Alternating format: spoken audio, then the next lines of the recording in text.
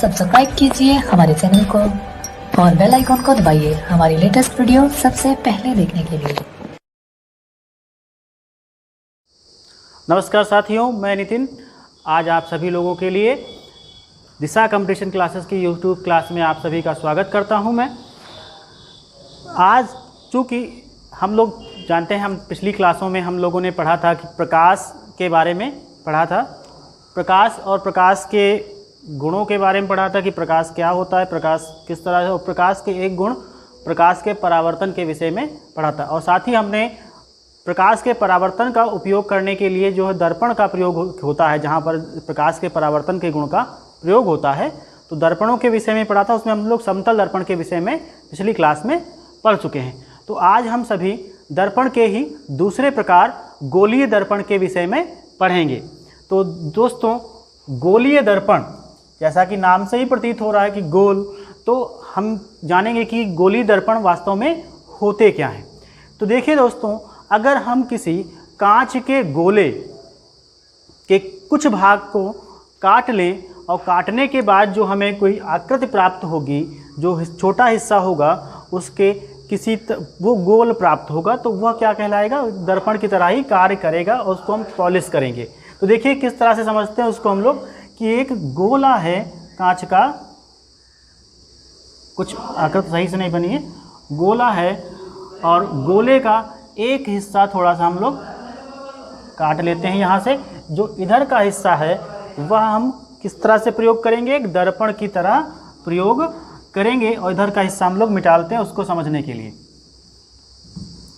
ये हिस्सा हमने काटा, झुका हुआ है, वक्री हिस्सा है, और इसमें हम दो तरह से समझेंगे कि अगर यह दर्पण कैसा कहलाएगा, गोलीय दर्पण कहलाएगा क्योंकि यह गोल है।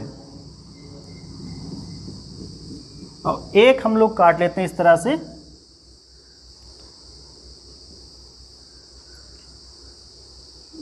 जिसमें हम बाहर की तरफ पॉलिश कर देंगे। तो देखिए दोस्तों, गोलीय दर्पण दो प्रकार के बनते हैं। पहला होता है एक अवतल दर्पण,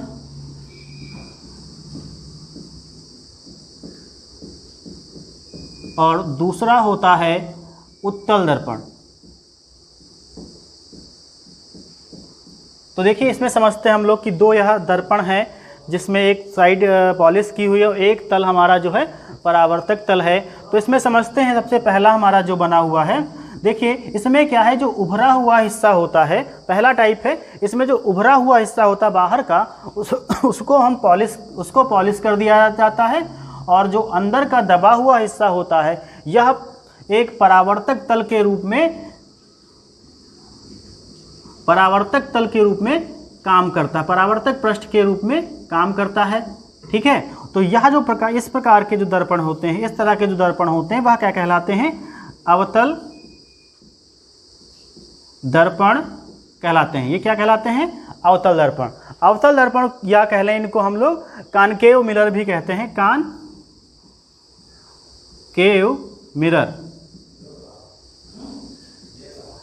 भी कहते हैं। ठीक है दोस्तों, और दूसरे टाइप के जो होते हैं, इसमें क्या करते हैं हम लोग कि यह जो है अंदर की तरफ जो दबा हुआ हिस्सा होता है उसको पॉलिश कर दिया जाता है, और बाहर का जो हिस्सा होता है यह चमकदार परत होती है, और इससे हम इसी को क्या कहते हैं हम लोग, परावर्तक पृष्ठ बोलते हैं, परावर्तक पृष्ठ इसको बोलते हैं। और यह जो है क्या कहलाता है, इस प्रकार का दर्पण कहलाता है। दूसरे प्रकार का दर्पण है गोलीय, और इसे कहते हैं हम लोग हैं उत्तल दर्पण। इसको इंग्लिश में कन्वेक्स मिरर कहा जाता है। ठीक है, तो गोलीय दर्पण के दो प्रकार होते हैं, जो किसी गोले को काट करके प्राप्त होते हैं, और उनके किसी एक तल को पॉलिश कर दिया जाता है और एक तल को परावर्तक तल के रूप में देखा जाता है। तो यह दो प्रकार के बन जाते हैं, एक अवतल दर्पण और दूसरा उत्तल दर्पण। अवतल दर्पण जो हमारा बाहर की तरफ पॉलिश होता है और अंदर की तरफ परावर्तक तल होता है, और दूसरा तरफ है एक अंदर की तरफ पॉलिश होता है और बाहर की तरफ उसका परावर्तक तल होता है, वो क्या होता है, उत्तल दर्पण। अब हम सब लोग एक एक करके इन सभी दर्पणों के बारे में जानेंगे। तो सबसे पहले हम लोग लेते हैं उत्तल दर्पण, अवतल दर्पण। क्योंकि अवतल दर्पण जो होता है इसका एक हिस्सा जो अंदरून दबा हुआ हिस्सा होता है, यह जो है परावर्तक तल के रूप में काम करता है, और यह क्या करता है कि यह जो है वस्तुओं जो प्रकाश की आने वाली किरणों को एक जगह पर फोकस कर देता है, और इसी तरह उत्तल दर्पण जो होता है यह आने वाले प्रकाश को फैला देता है। अब हम लोग जानेंगे कि जो दर्पण होते हैं इनके मुख्य भाग क्या है, इनकी शब्दावली जो इसमें प्रयोग होती है उसके विषय में सबसे पहले हम लोग जानते हैं। तो सबसे पहली शब्दावली आती है हमारी, सबसे पहला होता है ध्रुव यानी पोल। इसे हम लोग P से लिखते हैं क्योंकि P के मतलब होता है पोल। तो पोल को समझने के लिए सबसे पहले हम लोग देखेंगे कि पोल होता क्या है, किस जगह को हम लोग पोल कहते हैं। तो अगर हम अवतल दर्पण बनाते हैं इसका बाहरी, और एक उत्तल दर्पण बनाते हैं, इसमें अलग अलग समझेंगे हम लोग कि पोल कहाँ पर होता क्या होता है। तो पोल देखते हैं, जो यह गोलाकार गोलीय दर्पण होता है इसका जो मध्य बिंदु होता है उसे हम लोग क्या कहते हैं, पोल कहते हैं, जो गोलाकार हमें प्राप्त होता है। एक कटोरी की तरह कर दें, कटोरी के जो बीचों बीच में एक जो हिस्सा होगा, बीच का हिस्सा होगा, बिल्कुल बिंदु होगा, उसे हम लोग क्या कहेंगे, पोल कहेंगे। इसको हम लोग P से लिखते हैं, यहाँ पर भी हम लोग देखेंगे इसको P से लिखते हैं। फिर दूसरा पॉइंट आता है वक्रता त्रिज्या का, वक्रता केंद्र का, वक्रता केंद्र, centre of curvature, centre of curvature, ठीक है। इसको हम लोग C से लिखते हैं। किससे लिखते हैं, C से लिखते हैं। तो देखिए सेंटर ऑफ कर्वेचर यानी वक्रता केंद्र को अगर देखें तो यह दर्पण जिस गोले का भाग होते हैं, यह दर्पण जिस गोले का भाग होते हैं उसका केंद्र बिंदु जो होता है वह कहलाता है सेंटर ऑफ कर्वेचर यानी वक्रता केंद्र। इसको हम लोग काहे से लिखेंगे, C से लिखेंगे। फिर आते हैं तीसरे पॉइंट पर, क्या होता है उसको क्या बोलते हैं, वक्रता त्रिज्या, वक्रता त्रिज्या, इसको हम लोग R से लिखते हैं, रेडियस ऑफ कर्वेचर। तो ध्रुव और वक्रता केंद्र के बीच की जो दूरी होती है इसे हम लोग R से लिखते हैं। जो ध्रुव और वक्रता केंद्र के बीच की दूरी को R से लिखते हैं, इसे ही हम लोग क्या कहते हैं, वक्रता त्रिज्या। अब बात करते हैं हम चौथे पॉइंट, अपना चौथा जो बिंदु होता है जिसका नाम आता है, जिसको लिखते हैं मुख्य अक्ष, मुख्य अक्ष, अच्छा। तो देखें अगर वक्रता त्रिज्या से होते हुए ध्रुव और वक्रता केंद्र से होकर जाने वाली जो रेखा होती है उसे हम लोग क्या कहते हैं, मुख्य अक्ष कहते हैं।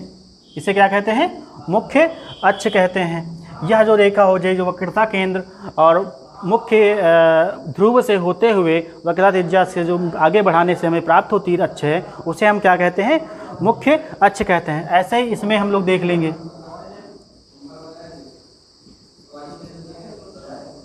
ये क्या हो जाएगी, मुख्य अक्ष हो जाएगी, मुख्य अक्ष। फिर बात करते हैं हम अगले पॉइंट की। पांचवा हमारा इसका पॉइंट होता है, पांचवा पॉइंट होता है फोकस दूरी, फोकस दूरी।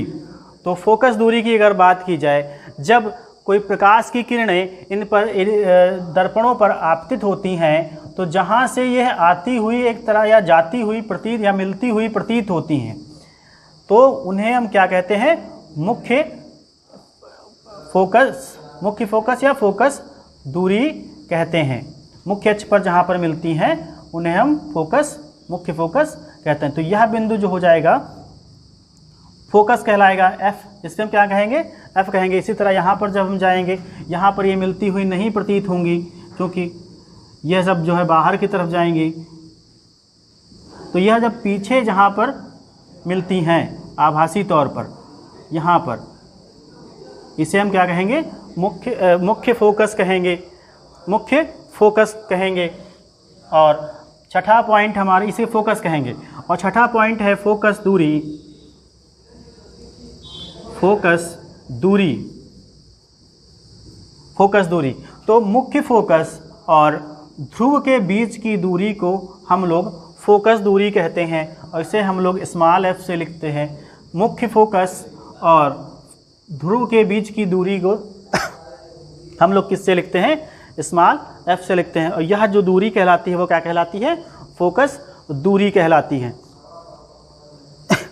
अब दोस्तों बात की जाए कि इन दर्पणों को किस अन्य किन नामों से जाना जाता है। तो दोस्तों देखा जाए, चूँकि जो अवतल दर्पण होता है, अवतल दर्पण, यह काम, इसका मुख्य काम होता है जो प्रकाश की किरणें आती हैं उनको एक जगह पर केंद्रित कर देना, अपने आगे वह केंद्रित कर देता है और मुख्य एक फोकस बना देता है। तो इसलिए इसको क्या कर, यह फैलाता, यह प्रकाश की किरणों को एक जगह पर फोकस कर देता है। इसलिए हम लोग इसे अवतल दर्पण को ही अभिसारी दर्पण कहते हैं। अभिसारी दर्पण, क्योंकि इसका काम होता है कि प्रकाश की किरणें जो इससे आ रही हैं, इससे निकल रही, वो कहाँ पर? एक जगह पर फोकस, यानी प्रकाश की किरणों को एक जगह इकट्ठा कर देता है। और जबकि उत्तल दर्पण जो होता है यह प्रकाश की किरणों को फैला देता है, इसलिए हम लोग इसे अपसारी दर्पण भी कहते हैं। अपसारी दर्पण भी कहते हैं। तो दोस्तों अब हमने जान लिया कि जो दर्पण होते हैं उनके मुख्य भाग कौन कौन से होते हैं। ध्रुव, वक्रता केंद्र, वक्रता त्रिज्या, मुख्य अक्ष, फोकस दूरी, फोकस और फोकस दूरी। यह जो है दर्पण के मुख्य भाग होते हैं और मुख्य शब्दावली है जिसका प्रयोग आगे के उसमें किया जाता रहता है दर्पण के इस विषय में। अब हम लोग दोस्तों जानेंगे कि इन दर्पणों के उपयोग क्या क्या होते हैं। तो सबसे पहले दर्पणों के उपयोगों के विषय में जानेंगे और बताएंगे, देखेंगे कि इनका उपयोग कहाँ कहाँ पर होता है। तो सबसे पहले दोस्तों बात करते हैं हम लोग अवतल दर्पण के विषय में कि इसके उपयोग। तो दोस्तों जैसा कि हमने अभी पढ़ा कि यह जो अवतल दर्पण होता है यह प्रकाश की किरणों को एक जगह पर फोकस कर देता है। तो यह क्या करते हैं कि इसका प्रयोग जो है कहाँ कहाँ पे होता है? इसका प्रयोग जो है सबसे पहले देखते हैं इसका प्रयोग कहाँ होता है। टॉर्च में होता है। टॉर्च, सर्च लाइट आदि और गाड़ियों की हेडलाइट में, गाड़ियों की हेडलाइट्स में होता है इत्यादि में। दूसरा कि डॉक्टर लोग, दूसरा कि इसका जो दंत चिकित्सक होते हैं या नाक कान गले के चिकित्सक होते हैं वह जो है इसका प्रयोग करते हैं दांत या गले से कोई वस्तु, गले का देखने के लिए, चेकअप करने के लिए इसका प्रयोग करते हैं कि डॉक्टरों के द्वारा भी इसका प्रयोग होता है। अगला अगर देखें कि इसका प्रयोग कहाँ होता है तो इस अगला प्रयोग अवतल दर्पण का होता है सौर भट्ठियाँ होती हैं। सौर भट्ठी दर्पण का प्रयोग एक अन्य जगह पर भी होता है, जैसे सौर भट्ठी में परावर्तक के तौर पर भी होता है। और अब दोस्तों हम अब देखेंगे कि उत्तल दर्पण का प्रयोग कहाँ कहाँ होता है।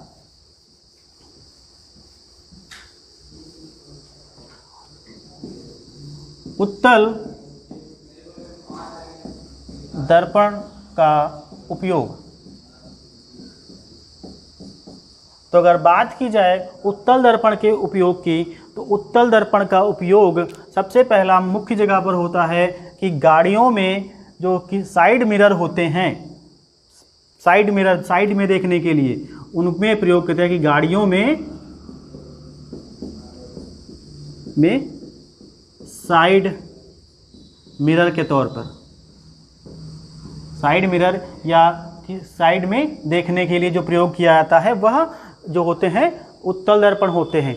जबकि गाड़ियों में जो पीछे सामने से बिल्कुल जस्ट पीछे देखने के लिए जो प्रयोग किया रियर व्यू मिरर होता है वह क्या होता है, वह समतल दर्पण होता है। जो रियर व्यू मिरर होता है यह क्या होता है, यह समतल दर्पण होता है, जो गाड़ी के अंदर लगा होता है और पीछे देखने के लिए इसका प्रयोग किया जाता है, यह समतल दर्पण होता है। जबकि गाड़ियों में साइड देखने के लिए प्रयोग किया जाता है वह उत्तल दर्पण होता है। और दूसरा प्रयोग इसका होता है कि गलियों में जो गलियों या नुक्कड़ चौराहों पर जो स्ट्रीट लाइट लगी होती हैं,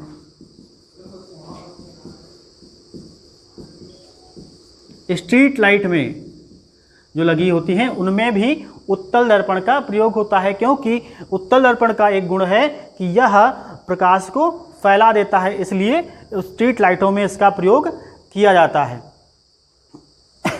और जो अंधे मोड़ होते हैं, सड़कों पर अंधे मोड़ होते हैं, ऐसे मोड़ होते हैं कि जस्ट हमको दिखाई नहीं पड़ता है, वहाँ पर अंधे मोड़ों की जगह पर अंधे मोड़ जो होते हैं सड़कों पर इनका प्रयोग किया जाता है। और तो दोस्तों हमने देखा कि अवतल दर्पण और उत्तल दर्पण क्या होते हैं, उनके मुख्य बिंदु क्या होते हैं, और अवतल दर्पण और उत्तल दर्पण का प्रयोग देखा कि इनका उपयोग कहाँ कहाँ किया जाता है। और दोस्तों अगली क्लास में हम कि इनके अवतल दर्पण और उत्तल दर्पण के प्रतिबिंब कहाँ पर बनते हैं और कैसे बनते हैं उनके विषय में देखेंगे। और आप लोग हमारी क्लास कैसी लगी आप लोगों को यह ज़रूर बताएं कमेंट में, और साथ ही साथ हमारे चैनल को सब्सक्राइब करें, लाइक करें व शेयर करें। धन्यवाद।